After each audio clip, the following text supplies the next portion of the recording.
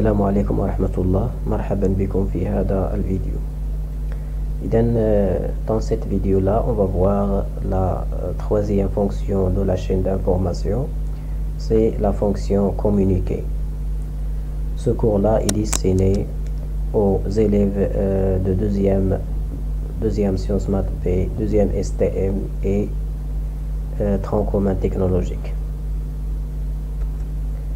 Donc on sait déjà que la chaîne d'information est composée ou bien constituée de trois fonctions.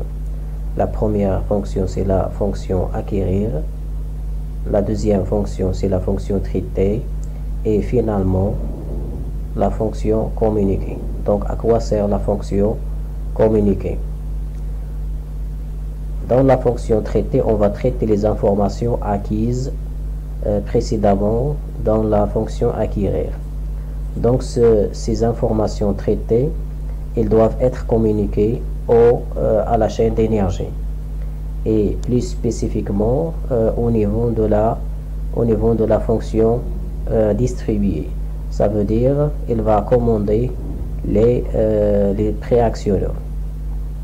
Donc ces informations là, on l'appelle des ordres pour la partie opérative. Il y a d'autres informations qui vont être communiquées et elles vont être destinées à l'utilisateur ou bien l'opérateur du système. Donc ces informations là, on l'appelle des messages.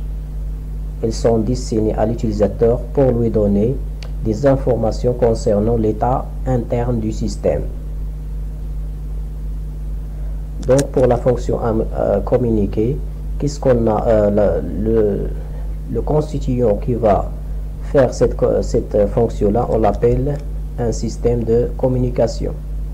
Donc qu'est-ce qu'on a à l'entrée? On a des informations non communiquées ou bien des informations traitées. Et à la sortie, on a des informations communiquées. Donc à des informations communiquées, comme on a déjà dit, ce sont de deux types. Le premier type, ce sont des ordres destinés à la partie opérative ou bien à la chaîne d'énergie. Et précisément au niveau des préactionneurs, ça veut dire les préactionneurs, ça veut dire la fonction distribuée. Deuxièmement, les informations destinées à l'opérateur ou bien à l'utilisateur du système pour lui donner une information sur l'état interne du système. On l'appelle des messages. Maintenant, on va voir une définition de la fonction communiquer. Donc, communiquer, c'est transmettre. Transmettre quoi? Des données. Les données, les résultats de traitement. Donc, le résultat de traitement, une partie va être communiquée à la chaîne d'énergie, ce sont des ordres, et une partie vont être communiquées à l'opérateur ou bien à l'utilisateur, ce sont des messages. Donc, avant de voir comment communiquer l'information, on va faire un rappel sur l'architecture interne d'un système technique. Donc, un système technique, il est composé ou bien constitué de deux parties. La première partie, c'est la partie commande. La deuxième partie, c'est la partie opérative. La partie commande, elle est composée d'une unité de traitement. Son rôle, c'est traiter les informations. Et il est composé aussi d'un pupitre de commande. Ou bien on l'appelle interface machine. Donc, la pupitre de commande, il contient des boutons pour permettre à l'utilisateur de saisir les informations. Ou bien il contient des lampes de signalisation pour donner à l'utilisateur ou bien à l'opérateur des informations sur l'état du système. Pour la partie opérative, il est composé d'un préactionneur, il est composé aussi d'un actionneur et d'un effectueur. Le préactionneur pour distribuer l'énergie, l'actionneur pour convertir l'énergie et l'effectueur pour effectuer les opérations ou bien les actions nécessaires du système. Dans la partie opérative, on trouve aussi les capteurs. Donc maintenant, on va voir les informations qui circulent à l'intérieur du système. Donc, lorsque l'unité de traitement fait des traitements, le résultat de traitement, ils vont être destinés au préactionneur. Donc, on l'appelle on a l'utilisateur qui va communiquer avec le système. Donc, on revient, on a dit que l'unité de traitement fait le traitement et il va générer des informations. Des informations, ils sont destinées au préactionneur.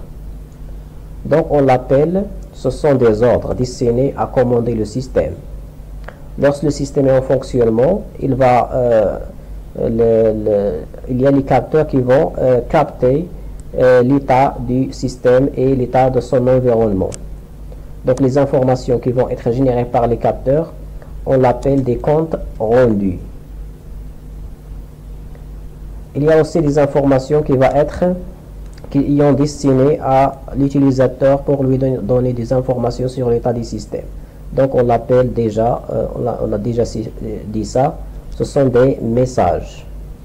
L'utilisateur aussi, ou bien l'opérateur va saisir des informations pour commander le système. Donc, à des informations, on l'appelle des consignes. Donc, on a 4 types d'informations qui circulent soit à l'intérieur du système, soit à l'extérieur du système. Donc, ils sont les ordres, les comptes rendus, les messages et les consignes. Donc, on va voir comment, faire communiquer les différentes informations. Pour communiquer des messages, ça veut dire les informations destinées à l'utilisateur. Donc, on a 2 modes de communication.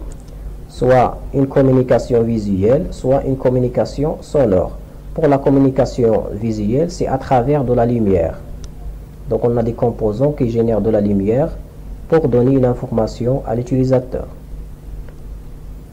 On trouve aussi des écritures. Les écritures peuvent être des lettres, des chiffres ou bien des symboles. Ces écritures ont une signification ou bien une information sur l'état du système. Pour le deuxième mode de communication, c'est la communication sonore. C'est à travers des sons ou bien des bips. Maintenant, on va voir une classification de types d'informations à communiquer. Donc, on a 3 types d'informations suivant le type du signal. Donc, c'est une information logique, ou bien une information numérique, ou bien une information analogique. Donc, pour chaque type d'information, on a un composant, ou bien un système spécifique pour communiquer ces informations. Donc, premièrement, communiquer des messages. Premier type d'information à communiquer, c'est la communication type d'information logique. Ça veut dire tout ou rien. Il a juste deux étapes.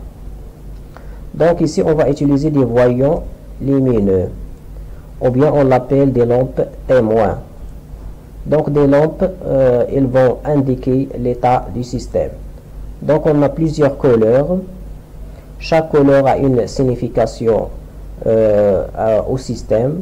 Par exemple, si la lampe verte est allumée, ça veut dire que le système est en fonctionnement normal. Si la lampe rouge est allumée, c'est soit le système est en arrêt, ou bien il y a un défaut de fonctionnement. Pour la lampe jaune, il y a plusieurs significations possibles. Par exemple, pour la lampe jaune, ça veut dire le système en attente.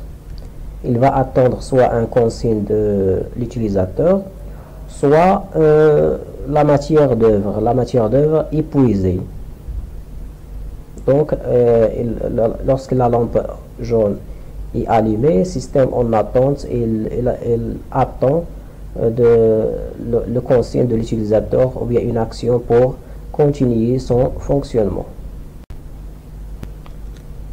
Toujours pour le type d'information logique, Donc ici, précédemment, on avait la communication visuelle, ça veut dire des lampes.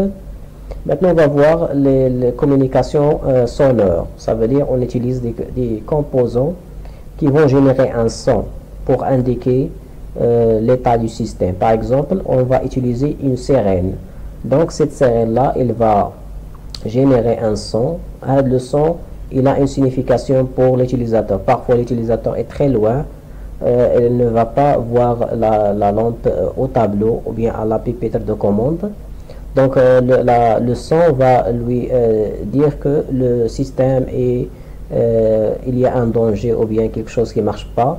Donc il va pour intervenir, pour faire l'intervention nécessaire. On utilise aussi un buzzer. Donc un buzzer, c'est un composant électronique. Il va générer des bips sonores. Donc les bips ont une signification pour l'utilisateur. Par exemple, un fonctionnement non correct qui nécessite une intervention de la part de l'utilisateur. Pour deuxièmement, type d'information à communiquer des analogiques, un signal analogique. Pour indiquer une information analogique, on utilise par exemple un composant qui fonctionne avec une aiguille. Donc l'aiguille, il peut prendre toutes les valeurs possibles. Donc on a une infinité de valeurs. Donc ici pour ce composant-là, il va indiquer par exemple, on a A, ça veut dire A c'est l'unité du courant, donc il va afficher le courant. C'est un afficheur de courant. Pour celui-ci, et V, ça veut dire affichage de la tension. Et pour celui-là, on a Hertz, ça veut dire l'unité de la fréquence, afficheur de la fréquence. Ici, c'est ce composant-là, il va indiquer la position d'un objet en mouvement, soit translation, soit rotation. Il va indiquer sa position exacte, où il existe. C'est un afficheur de position. Pour le type d'information à communiquer numérique, on a besoin d'un afficheur numérique. Premièrement, on va utiliser un afficheur 7 segments. Donc 7 segments, on a un composant qui contient 7 segments A, B, C, D, E, F, G. Donc ces segments-là, soit ils sont allumés, soit ils sont éteints. Donc l'allumage de ces segments et leur atteinte vont indiquer un chiffre. Par exemple, si on veut que le 1 affiche, donc on va faire allumer B et C. Si on veut 0, allumer tous sauf G. Donc on va voir une démonstration. Donc l'afficheur 7 segments, il va afficher les nombres de 0 à 9. Et plus il va afficher des lettres de A, B, C jusqu'à F. Donc il va afficher 16 valeurs. De 0 jusqu'à 9 et de A jusqu'à F. Donc voilà une animation qui indique le fonctionnement de l'afficheur 7 segments. Donc les segments, soit ils sont allumés, soit ils sont atteints. Par leur allumage et extinction, ils vont indiquer un chiffre ou bien un nombre. Voilà l'afficheur 7 segments réellement comment il est. Donc voilà le boîtier. Il contient des pattes. Donc voilà. Il y a 10 pattes. Il y a des pattes pour commander par exemple les segments et il y a des pattes pour l'alimentation. Ça veut dire le plus et le moins. Toujours dans le type d'information à communiquer numérique. Donc on va utiliser afficheur à LED. Donc ici on a une matrice de LED. Un LED c'est un composant électronique. Il est allumé lorsque je lui donne un courant électrique. Il est atteint si je ne lui donne aucun courant électrique. Donc on a une matrice. Donc la matrice a dit ils vont dessiner un nombre ou bien un chiffre suivant les LED qui sont allumés, qui sont atteintes. Donc comme vous voyez ici, là l'image de certains LED vont indiquer un chiffre ou bien une lettre. On peut aussi dessiner des objets ou bien des dessins en mouvement comme celle-là. Donc suivant mon besoin, je fais la programmation de cet afficheur à LED. L'afficheur à LED il est composé d'une matrice, ça veut dire ligne et colonne, et je fais des LED. Toujours dans le type d'information à communiquer numérique, maintenant on utilise afficheur LCD. Donc LCD en anglais c'est Liquid Crystal Display, ça veut dire afficheur à cristal liquide. Donc là voilà. Donc il va indiquer aussi des chiffres et des lettres. Soit ils sont affichage statique, ne bougent pas, soit dynamique, ils vont bouger. Donc les afficheurs couramment utilisés, les montres par exemple. Ici on a l'afficheur LCD et son programmation par une carte Arduino. Donc cette carte là sert à faire la programmation ou bien afficher notre écriture ici. Donc ici indique par exemple l'heure, ici je sais pas l'état du 0%, ça veut dire l'état d'un grandeur, et etc. Donc voilà comment on va programmer un afficheur LCD. Maintenant on passe à la communication des consignes. Les consignes, ça veut dire les informations saisies par l'utilisateur par l'intermédiaire d'un pupitre de commande ou bien interface en machine. Donc soit on l'appelle pupitre de commande ou bien interface en machine. Donc type d'information logique. Ici je vais utiliser des boutons poussoirs. Donc ce sont des interrupteurs qui contiennent à l'intérieur un ressort. Donc lorsque je fais une action, il va changer de position. Une fois je relâche, il va revenir à sa position initiale. Donc comme vous voyez ici, il a juste un état stable, il y a l'état qui n'est pas appuyé. Donc c'est un monostable. Donc premier bouton poussoir, il est vert. Donc le vert toujours on l'utilise le marche. Donc bouton poussoir marche. Pour l'arrêt, j'utilise un bouton poussoir rouge. Je peux utiliser ce bouton poussoir. C'est un bouton poussoir, on l'utilise à l'arrêt d'urgence. Lorsqu'il y a un défaut, le système nécessite une intervention en urgence. Comme vous voyez ici, sa forme est différente des boutons HADA. Donc il y a une certaine précision, le doigt se colle pour appuyer, mais il y a juste une action à distance. Je peux appuyer le HADA pour arrêter le système en urgence. Ça veut dire soit une personne en danger ou bien quelque chose qui va être gaspillé ou bien un défaut qui risque de faire endommager des machines, etc. Donc sert à arrêter en urgence un système. Donc ici on a un interrupteur. Cet interrupteur là il a deux positions, soit 0 soit 1, soit on soit off, soit ouvert soit fermé.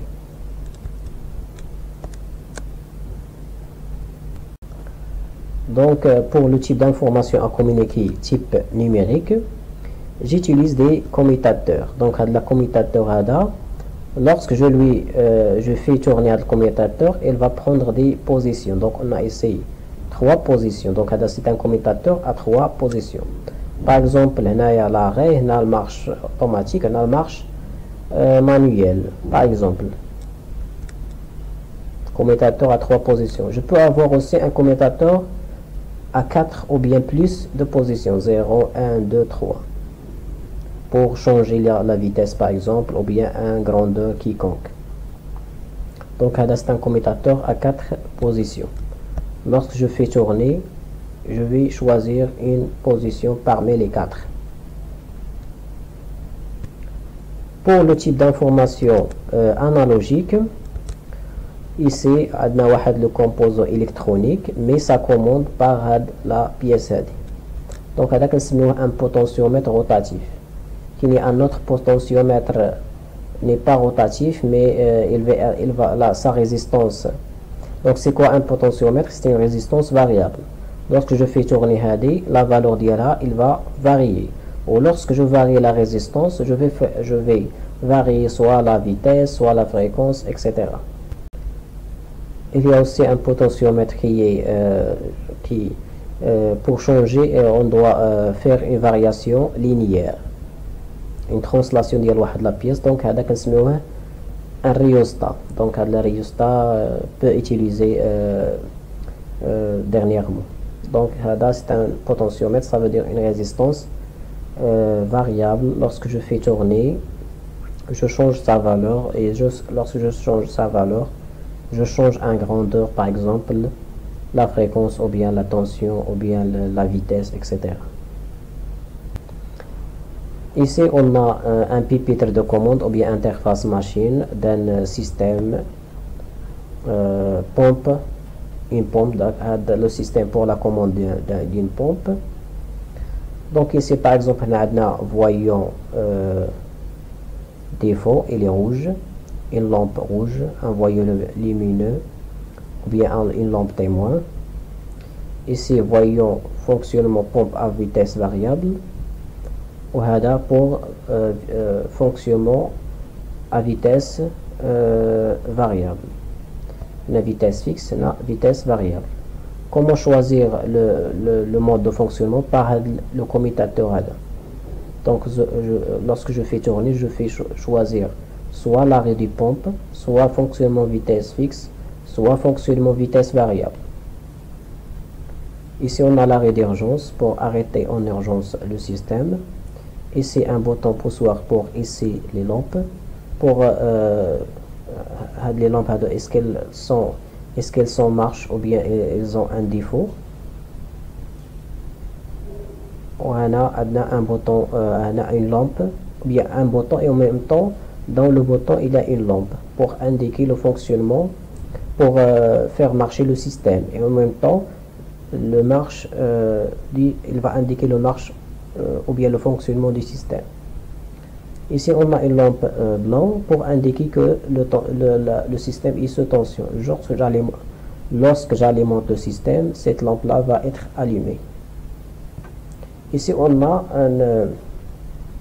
un commutateur. Lorsque je fais tourner, je vais choisir la pression générée par la pompe. Donc il y a plusieurs variables. Lorsque je fais change, soit je vais diminuer, soit je vais augmenter. Maintenant on passe au communiqué des ordres et compte rendu. Ça veut dire la communication à l'intérieur du système, entre les parties du système. Les ordres, ça veut dire les informations qui circulent de la partie commande à la partie opérative, et les comptes rendus c'est le contraire, de la partie opérative à la partie commande. Donc pour le support de communication, on a deux supports, soit avec fil, liaison filaire, soit sans fil. Donc sans fil, ça veut dire par l'intermédiaire des ondes. Donc soit avec fil, il y a plusieurs types de fils, on va choisir le type adéquat à notre besoin, et il y a sans fil par l'intermédiaire des ondes. Donc pour la communication sans fil, ça veut dire par l'intermédiaire des ondes, On a plusieurs longueurs d'onde. Donc par exemple, on a ici la communication radio, les ondes radio. On a la communication par Wi-Fi, la technologie de Wi-Fi. On a ici la technologie aussi de l'infrarouge. La différence est au niveau de la longueur d'onde. On a la technologie par Bluetooth aussi. On a la technologie de GSM, ça veut dire téléphonique 4G par exemple. Pour la communication avec fil, ça veut dire par l'intermédiaire d'un fil conducteur, soit un fil de Ethernet ou bien un fil téléphonique, ou bien il y a plusieurs types de fils, ou bien un fil simple qui va conduire un signal électrique. Donc on a deux modes de communication. Le premier mode, c'est une communication serrée.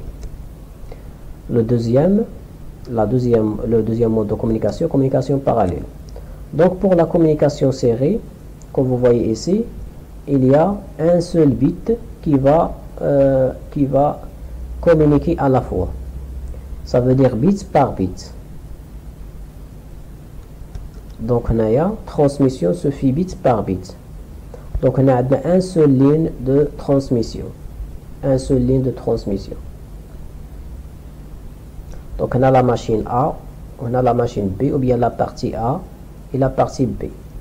Donc la communication se fait bit par bit. Donc c'est pourquoi on l'appelle communication serrée. Pour la communication parallèle, on a plusieurs bits qui circulent à la fois. Donc là quand on a un mot de 8 bits, بحال عندنا في هذا لو كا هذا. Donc عندنا 3 un mot binaire de 3 bits. Donc هنايا عندنا de 000 jusqu'à 11, ça veut dire oui un octet. Ça veut dire 8 bits vont circuler à la fois. Donc on dit que la transmission de plusieurs bits en même temps. Donc on a besoin de plusieurs lignes. Le nombre de lignes égale le nombre de bits du mot. Et là quand on a un mot de 8 bits, ça veut dire on a besoin de 8 lignes. Si on a 16 bits, 16 lignes, etc. Donc on a la différence qui est au niveau de le débit. On a débit faible, on a un débit fort.